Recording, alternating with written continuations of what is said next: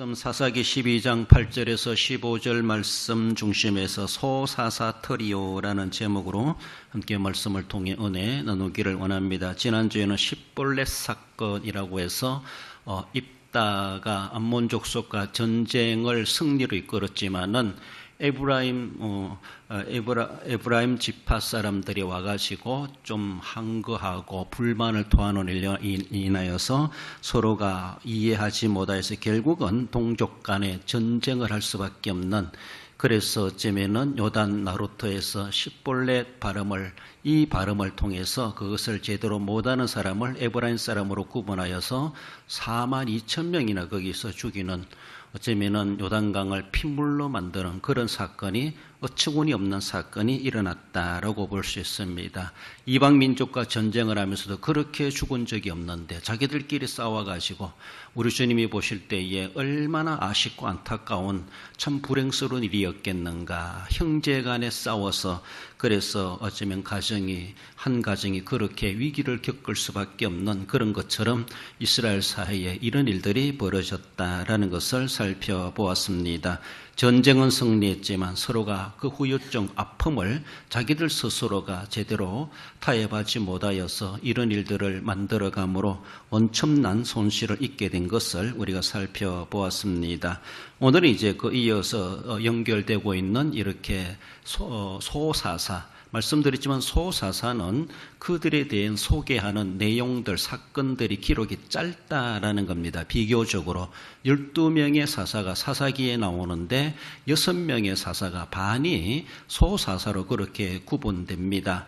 별로 그들은 큰 활동이 없었는지 모르지만 그래도 동일한 사사로, 하나님이 세우신 사사로 당대 그 시대에 이스라엘을 이끌어갔던 그런 지도자였다라는 것, 그렇습니다. 큰 전쟁이 없고 큰 싸움이 없다 할지라도 그들은 그 자리를 지킴으로 이스라엘의 백성들을 잘 인도해 갔고 또 외적이 침입하지 못하도록 그렇게 잘 다스려 가지 않았나, 안팎으로 잘 다스렸기 때문에 큰 사건 없이, 그래서 겉으로는 소사사로 구분되지만은 소사사라고 그만큼 믿음과 또 하나님 앞에 뭔가 부족하다 그런 것은 결코 아니라는 것을 우리가 생각해야 할 것입니다. 오늘은 3명의 소사사를 우리가 생각해 볼 때 트리오란 말은 3이란 말입니다. 3. 그리고 세 사람의 무리, 우리가 일명 삼총사, 3인방 이렇게 말하죠. 그래서 트리오란 말을 그래 썼는데 퐁퐁 트리오가 아니고 3명을 가리킨다 이렇게 생각하시면 됩니다. 그래서 3명의 소사사를 우리가 살펴보기를 원합니다. 먼저는 베들레헴의 입산을 살펴봅니다. 8절에 그 뒤를 이어 베들레헴의 입산이 이스라엘의 사사가 되었더라. 입다를 이어서 입다의 사건, 우리가 이미 앞에서 십볼렛 사건을 보았습니다만은 입다가 죽고 나서 이제 입산이, 베들레헴 사람 입산이 사사가 되어서 아들 30명과 딸 30명을 두었다 그렇게 말하고 7년간 사사로 자리를 지켜왔고 결국 그는 자신의 고향 베들레헴에 장사되었다 그렇게 말하고 있습니다. 우리가 익히 들은 내용은 이 베들레헴이라고 하는 것은 이렇게 유다 지파 베들레헴으로 그렇게 우리가 딱 떠오를 텐데, 많은 학자들은 이 베들레헴이라고 하는 것이 유다 지파만 있는 것이 아니고 서불론 지파에도 이렇게 베들레헴의 지명이 있답니다. 우리가 잘 알려지지 않는 그런 내용이기도 한데, 그래서 여기서 본문에서는 이 베들레헴이 어느 지파의 베들레헴인지는 잘 몰라요. 학자들도 어떤 분들은 유다 지파의 베들레헴이다 주장하는 분도 있고, 아니면 어떤 분은 저 북쪽에 있는 서불론 지파 베들레헴이다 이렇게 강조하는, 또 주장하는 사람도 없잖아 있기도 합니다. 아무튼 어느 지파에 속해 있는지 잘 모르지만 아무튼 베들레헴 사람이다 그렇게 말하고 있습니다. 우리나라도 보면은 똑같은 지명이 우리나라 안에 있는 것을 볼 수가 있죠. 어디 강주냐 뭐 이렇게 말하는 것처럼, 그래요. 그것처럼 어디 베들레헴인지 자세히 알 수 없어요. 그러나 일반적으로 바라볼 때 소사사들의 출신 지역이 주로 북쪽 지역이었다 이것을 이야기하면서 북쪽에 있는 스불론 지파의 베들레헴이 아닌가 그렇게 강조하는 그런 분들도 없잖아 있기도 합니다. 뭐 어느 지파가 중요하겠습니까만 아무튼 그는 베들레헴 사람이었고 그는 입산이었고 그가 30명 아들 딸을 그리고 60명을 두었다 이렇게 말씀하며 7년간 이스라엘을 다스렸던, 그러면서도 그가 다스리는 7년 동안에 별일 없이 그 자리를 잘 지켜갔다고 하는 것을 그렇게 보여줍니다. 9절에 보면 그가 아들 30명과 딸 30명을 두었더니 그가 딸들을 밖으로 시집 보내고 아들들을 위하여는 밖에서 여자 30명을 데려왔더라. 여기서 이제 밖으로 시집 보내고 밖에서 며느리감을 구해와서 30명의 아들을 결혼시켰다. 이 밖이란 말이 어디냐? 이것도 이제 논쟁이 있어요. 그러나 이는 하나님이 세우신 사사이기 때문에 이방 나라는 아닐 것이다 그렇게 봅니다. 왜? 사사이기 때문에. 적어도 율법이라는 것을 알고 있는 사람이고 이스라엘에 하나님이 세우신 사사이기 때문에 그 정도는 지킬 줄 아는 지도자라 그렇게 일단은 인정합니다. 그래서 여기서 밖에서 데려왔다, 밖으로 보냈다라고 하는 것은 자기 지파 밖이라 이렇게 이 정도로 그렇게 보고 있습니다. 그래서 우리가 사용 안 하지만 공동번역이라고 하는 그런 성경에서는 이것을 이 밖이란 말을 그렇게 밖으로 말 안 하고 다른 가문으로 어쩌면은 일가가 아닌 가문으로 이렇게 번역해 주고 있습니다. 그러므로 어쩌면은 사사이기 때문에 그는 다른 데로는 보내지 아니하고 다른 지파 사람들과 이렇게 정략 결혼한 것이 아닌가. 더 나아가서는 다른 지파 사람들과 함께 유대 관계를 넓히기 위하여서 그래서 우리 딸들도 멀리 시집 보내고 멀리 있는 며느리감을 구해오고 그렇잖아요. 그래서 30명이라면은 이스라엘 나라가 12지파니까 한 지파에 2명씩만 해도 그렇잖아요. 2명, 3명 그렇게 되겠네. 그러면은 전국으로 흩어질 수가 있어요. 아들, 딸들 관계되는. 그래서 서로의 사돈 맺는 것이 그만큼 넓게 30명, 60명이 되다 보니까 그러면 사돈이 60명인가? 이 정도로 참 소사사들이 일반적으로 바라볼 때 입다 외에는 많은 자녀를 두었다 이렇게 기록해 주고 있습니다. 활동은 별로 없는데 자녀들을 수십 명씩 두었다고 하는 것을 소사사들에게 상당히 이렇게 특징적으로 발견되고 있습니다. 다른 사사들은 그렇게 자녀에 대해서 많이 이야기 안 하고 있는데 뒤에도 나오지만 소사사들은 이렇게 수십 명씩 자녀들을 둔 것을 우리가 볼 수가 있는데 말씀을 우리가 나눈 것처럼 자녀가 많다고 하는 것은 그만큼 시대가 참 살아가기 좋다는 겁니다. 외침이 없고 그리고 경제적인 능력이 있고 먹이고 살릴 수 있는 그런 환경이 됐다는 것이죠. 부와 부귀를 그렇게 상징해 주는 것이 자녀가 많았다라는 것을 볼 수가 있어요. 그래요. 이런 모습 속에서 30명 아들, 딸들 60명을 두면서 자녀를 두었다라는 것. 그런데 참 사사시대에 계속해서 조금 부정적인 의미이기도 한데 이 사사들이 어쩌면은 왕 흉내를 내려고 하는 이런 모양새들이 간혹 보입니다. 그래서 그 시대에 왕이 없으므로 제 속에는 옳은 대로 행하였다라고 말하는 것처럼 이웃나라에 왕이 있는 것을 보면서 이스라엘은 왕정제도가 아니기 때문에 그런 하나님이 세우신 사사이기 때문에 국가적 지도자이기 때문에 어쩌면은 왕 아닌 왕과 같은 그런 왕노릇을 자기들도 흉내내지 않았나 이렇게 보면서 많은 아내들을 두고 많은 자녀들을 두어서 그래서 자기의 가문을 넓혀가게 되고 그래서 그러면서도 또 어쩌면 오늘 본문의 입산처럼 다른 지파로 아이들을 시집 보내고 며느리를 데려오고 이렇게 해가지고 하나의 정치적 다스리는 그런 유대 관계를 수단으로도 그렇게 한 것이 아닌가. 그만큼 이렇게 그가 7년 동안 나라를 다스리면서 별일 없도록 모든 지파에 불만이 없도록 어쩌면 그렇게도 한 것이 아닌가. 그만큼 별일 없다고 하는 것이 평안한 시대를 평탄한 국정 운영을 이루어갔고 국내외적으로 별로 다툼이 없이 분쟁이 없이 그렇게 이루어갔다라는 것을 그렇게 볼 수가 있습니다. 왕 흉내를 내지만요. 그러나 왕처럼 세습이 안 되기 때문에 문제는 일어나지 않았다고 볼 수 있습니다. 그래요.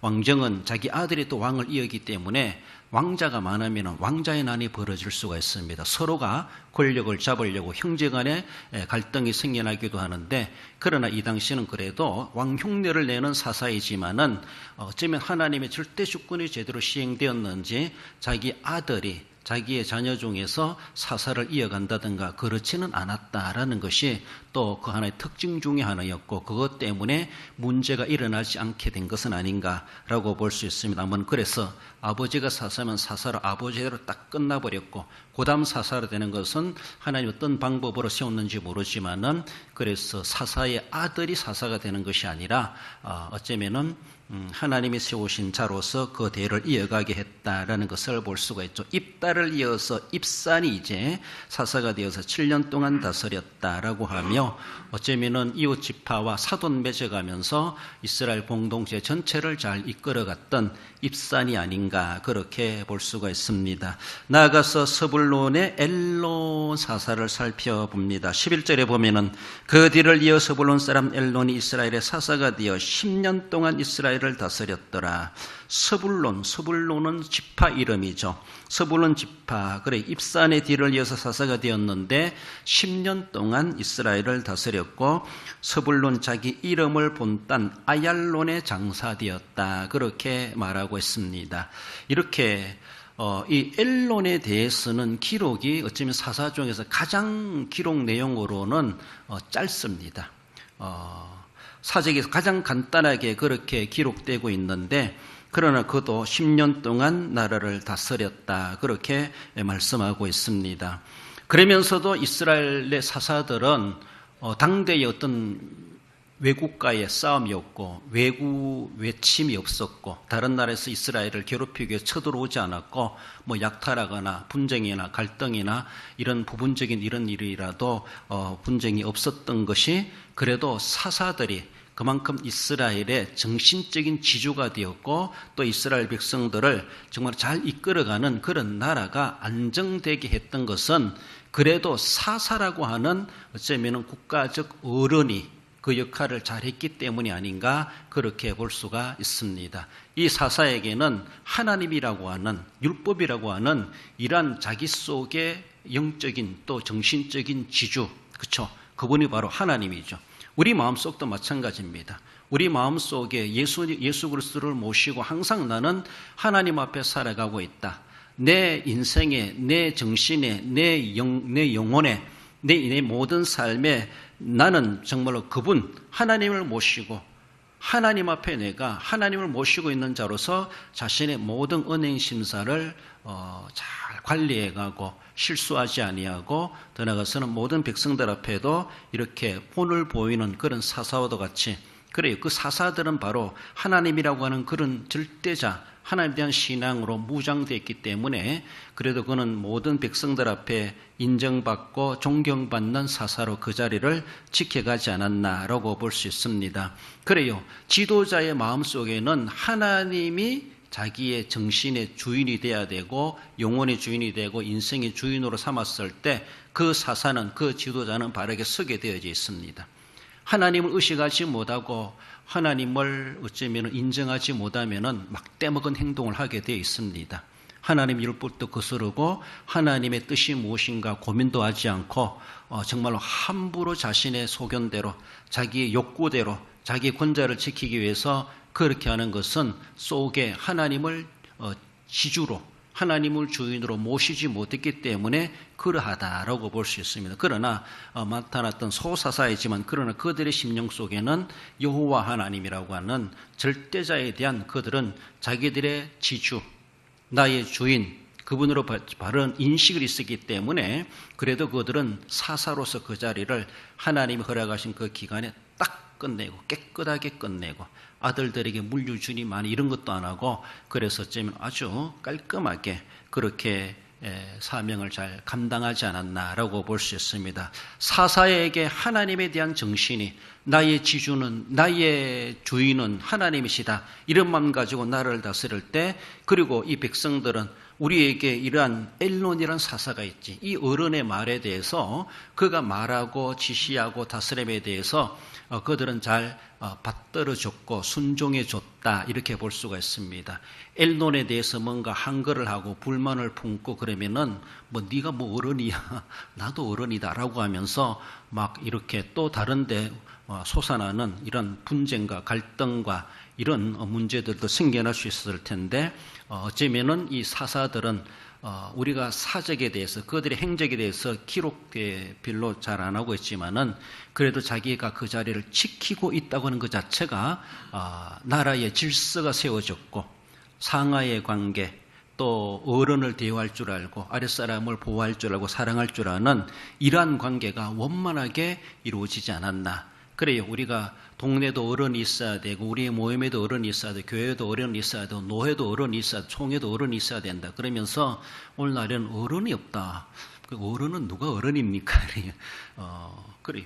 아무튼 일반적인 모습에서 나이를 이야기할 수 있고 연수를 이야기할 수 있죠. 선배, 선후배 관계에 있다 보니까 앞서 믿은, 앞서 행하는 그런 분들은 좀 어쩌면 은치 않게도 떠밀려서라도 어른의 자리에 있게 되기도 하고 또 어른 역할을 어른의 사명이 있다는 것을 우리는 생각하며 그래서 후배들 보기에 본이 되어야 되고 그들에게 정말로 지주와도 같은 그런 역할을 분별해 줄 수 있어야 되고 판단해 줄 수 있어야 되고 뭔가 옳고 그름을 바르게 지도해 줄 수 있어야 되는데 그렇게 하지 못한다면은 백성들은 혼란을 느낄 수밖에 없죠. 사사시대에 별 탈 없이 지냈다고 하는 것은 그만큼 사사가 자기 자리를 잘 지켜갔다는 겁니다. 별 탈 없도록 만들었다는 겁니다. 그래요. 난국의 충신이 나타나고 또 영웅이 보인다라고 하지만요. 난국이 돼야 영웅이 있는 겁니까?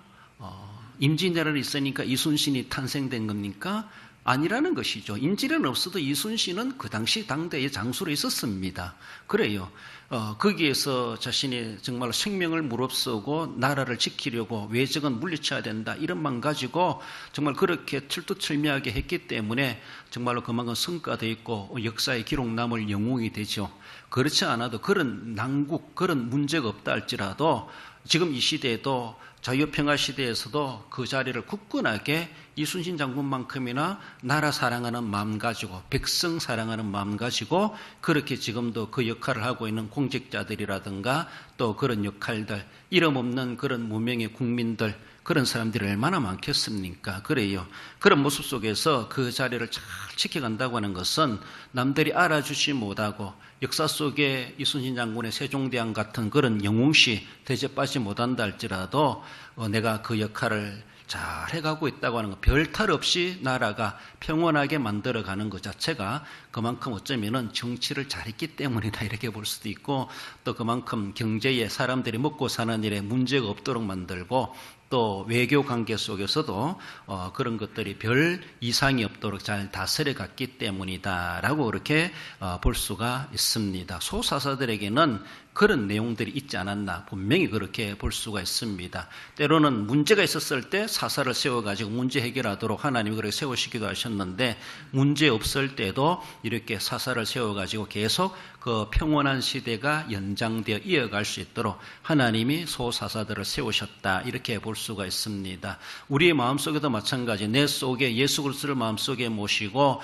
예수님에 대한 구속의 은혜의 감격 내 신앙의 지주, 내 정신적인 지주, 내 인생의 지주를 예수님으로 우리가 삼아야 할 것이지 돈을 삼는다든가 명예를 지주로 삼는다든가 자신의 건강을 지주로 삼는다든가 이 땅에 있는 것들 뭐 좋다고 하는 것들을 내 지주로 삼고 정신적 어른으로 삼고 그것에 대해서 뭔가 가지려고 하면요 한도 끝도 없습니다.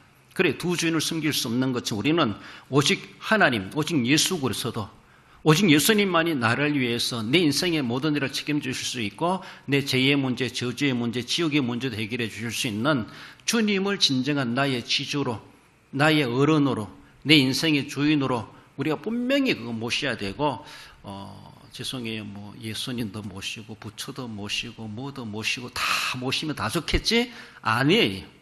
그럼 하나님은 아무것도 아니라고.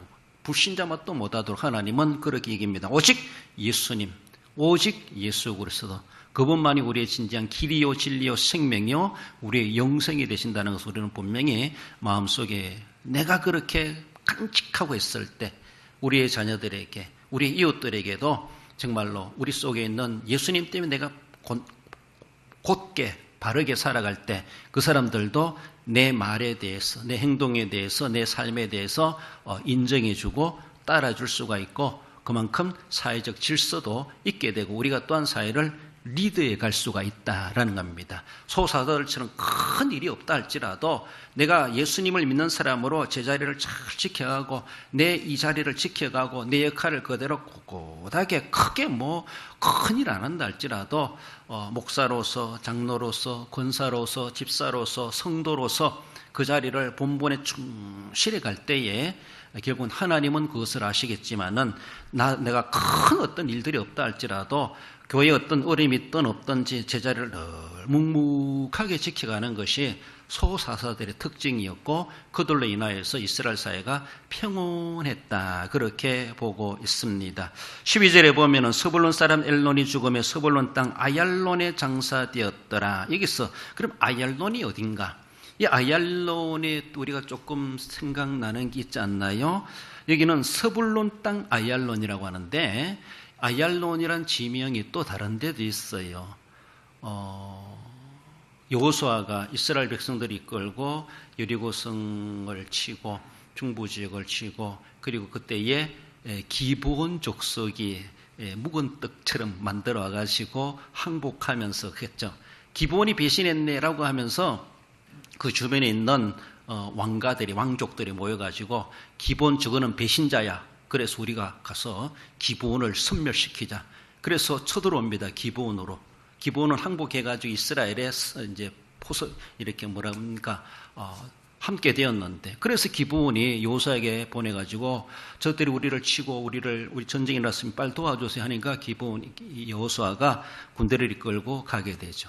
그러니까 막 날이 저무니까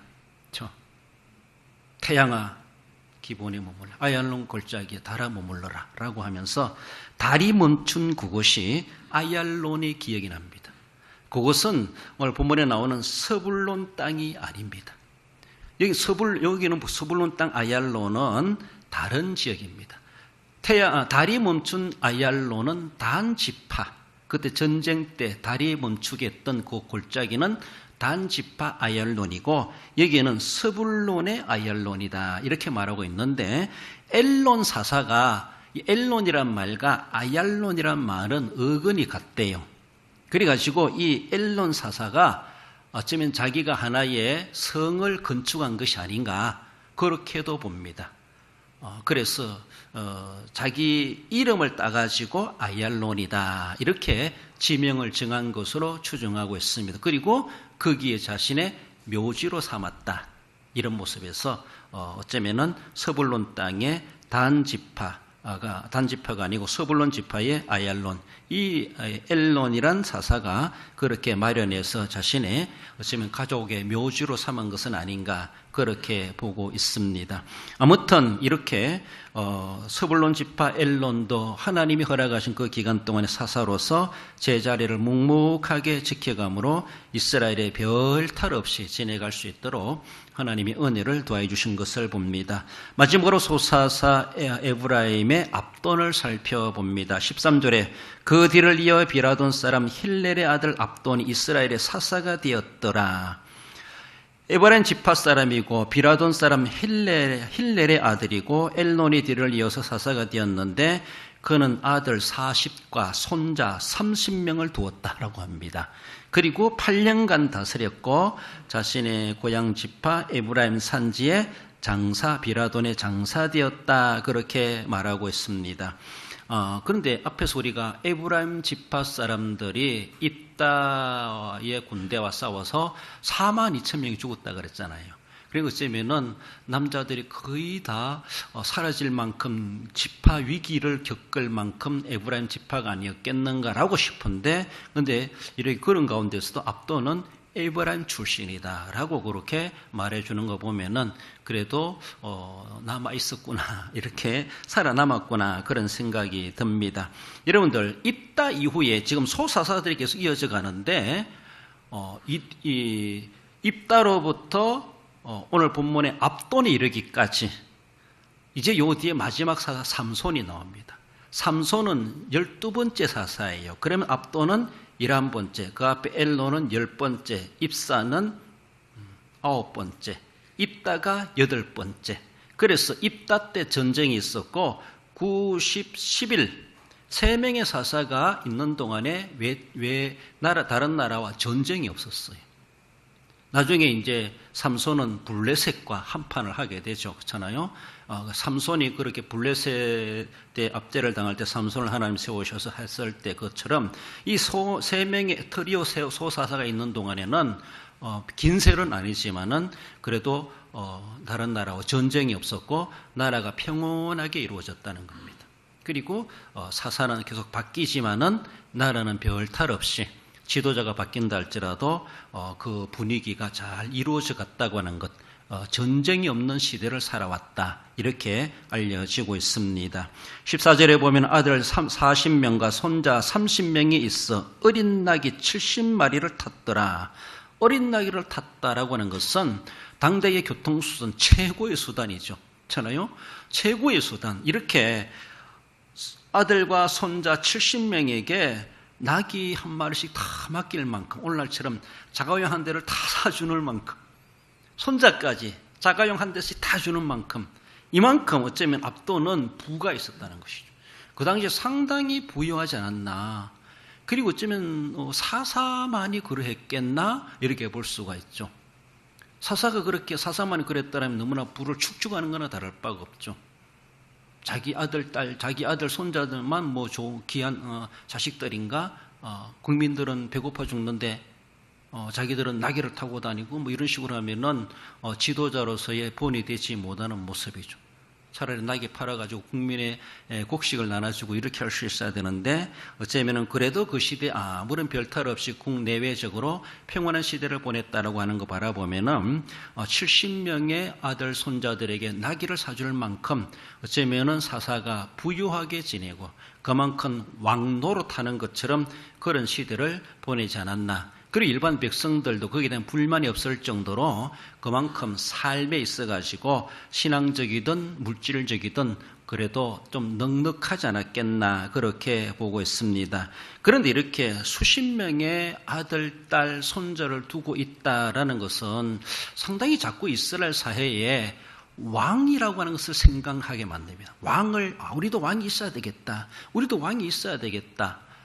사사를 보면서 왕이라 부를 수도 없고, 사사의 권한과 사사의 하는 활동들이 어디까지일까? 그들이 이방 나라들을 바라보면서, 이방 나라 왕들이 어떻게 하는 걸 바라보면서 상당히 자기들도 왕에 대한 갈증, 또 왕정 제도에 대해서 이런 것들이 그들이 하고 싶지 않았겠나, 이런 생각이 들기도 합니다.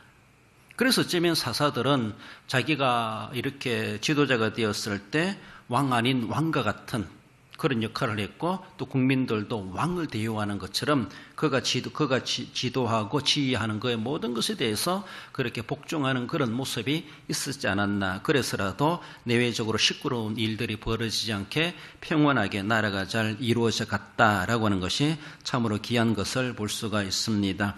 세상에서 자꾸 왕노릇하고 싶은 이렇게 물질욕이나 명예욕이 우리에게 다 있기도 한데, 올라가면 더 올라가고 싶고 가지면 더 가지고 싶은 것이 우리 인간의 욕망이기도 한데, 이것이 여기에 잘못하면, 거기에 빠져들면은 나라가 점점 어려워질 수밖에 없고 앞날의 미래가 정말로 조금 불안스러울 수밖에 없습니다. 그리고 이 사사 길을 이렇게 설명해 주는 그런 주석가들이나 성경학자들을 바라보면은 이스라엘의 미래가 좀 걱정이 된다, 이런 생각을 하고 있습니다.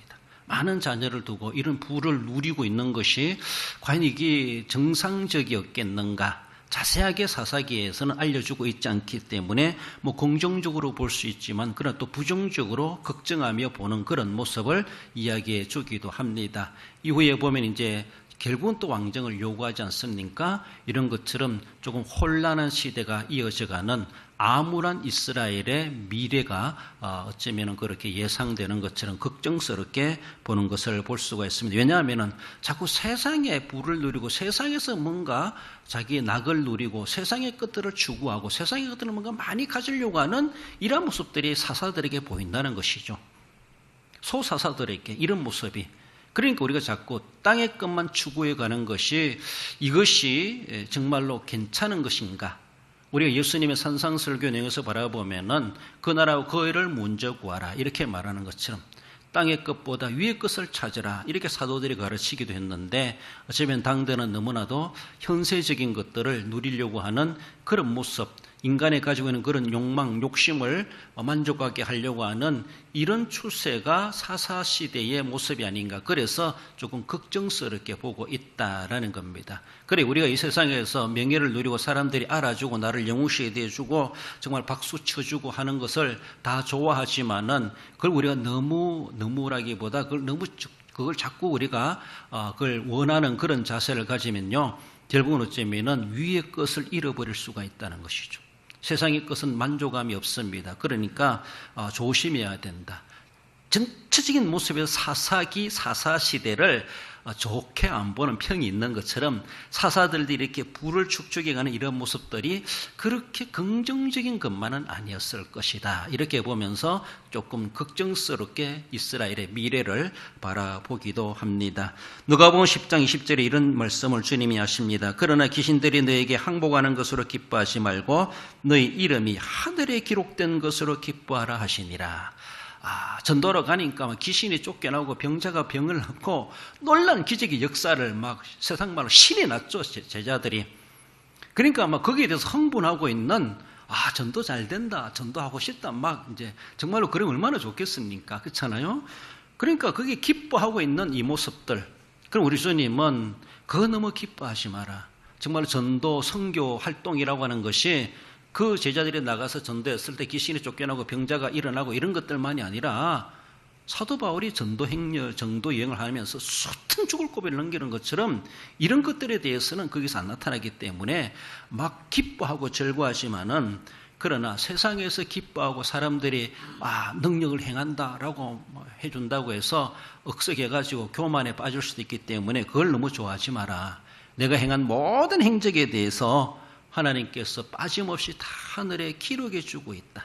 이것을 우리는 소망 삼고 그것을 우리는 감사하고 그것 때문에 기뻐해야 되지 가시적으로 뭔가 흔적이 나타나고 역사가 나타난다고 그것만이 기뻐할 일이 결코 아니라는 것이죠. 세상 것들을 기뻐하고 그거 기뻐하려고 하다가 도리어 하늘의 더 기쁨의 사건이 기쁨의 내용이 있는데 그것은 망각해버리고 세상의 만족, 땅의 것을 구하는 것으로 우리는 결코 기쁨의 절정을 가질 수는 없다라는 겁니다. 그러므로 세상에서는 어쩌면은 어떤 선교 10년간 선교사에게도 한 명밖에 세례 못 줬습니다. 이렇게 말한다고 하면 그러면 그 선교사는 실패 선교사고 선교지에서 철수해야 됩니까?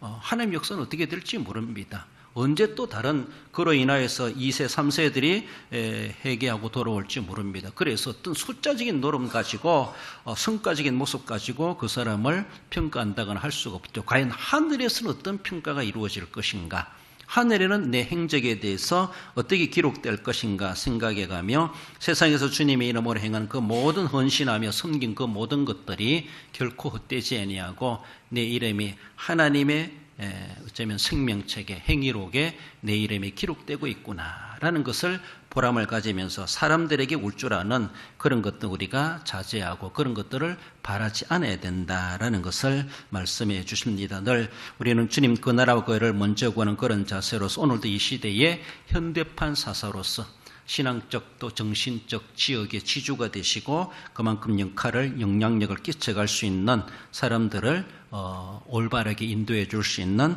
그런 현대판 사사가 되어야 할 것입니다. 결론적으로 읽어봅시다. 시대와 상황이 어떠하든지 신앙의 본질을 간직하여 세속에 물들지 않는 영성으로 사회에 영향을 끼치고 정신 및 영적인 지주 역할을 함으로 현대적 사사로 사명을 다하는 성도가 됩니다. 그렇습니다.